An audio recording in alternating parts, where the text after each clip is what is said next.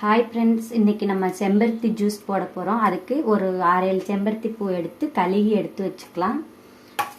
சுடு தண்ணி வச்சு அந்த சுடு தண்ணியில் இந்த பூவை ஒரு 2 நிமிஷம் கொதிக்க விட்டு நம்ம அந்த சாறு எடுக்க போகிறோம். தண்ணி கொதிக்கட்டும். தண்ணி கொதிக்க ஆரம்பிச்சிருச்சு. இதில் நம்ம இந்த பூவெல்லாம் சேர்த்து ஒரு நிமிஷம் கொதிக்க விட்டு இறக்கிக்கலாம். இப்போ செம்பருத்தி பூவை நம்ம அதை கொதிக்க வச்ச தண்ணி ஆற வச்சு வடிகட்டி எடுத்துருக்கோம். இப்போ அந்த தண்ணியை சேர்த்துக்கலாம். இதில் நம்ம இனிப்புக்கு தேவையான அளவு சர்க்கரை போட்டுக்கலாம்.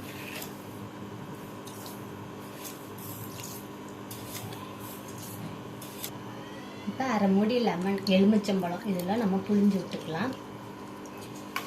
இப்போ இதில் 1 ஸ்பூன் பாதாம் பிசின் சேர்த்துக்கலாம். ஊற வச்சு வச்சுருக்கேன், அதை சேர்த்துக்கலாம். அதோட 2 ஸ்பூன் சப்ஜா விதை அதையும் ஊற வச்சு இதில் சேர்த்துக்கலாம். இப்போ இது எல்லாத்தையும் நம்ம கலந்து அளவான தண்ணி ஊற்றி செம்பருத்தி ஜூஸ் நம்ம ரெடி பண்ணுறோம். இந்த ஜூஸ் உடம்புக்கு ரொம்ப ஆரோக்கியமானது, குளிர்ச்சி தரக்கூடியது.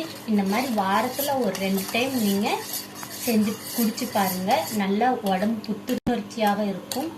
இந்த மாதிரி ட்ரை பண்ணி பாருங்கள்.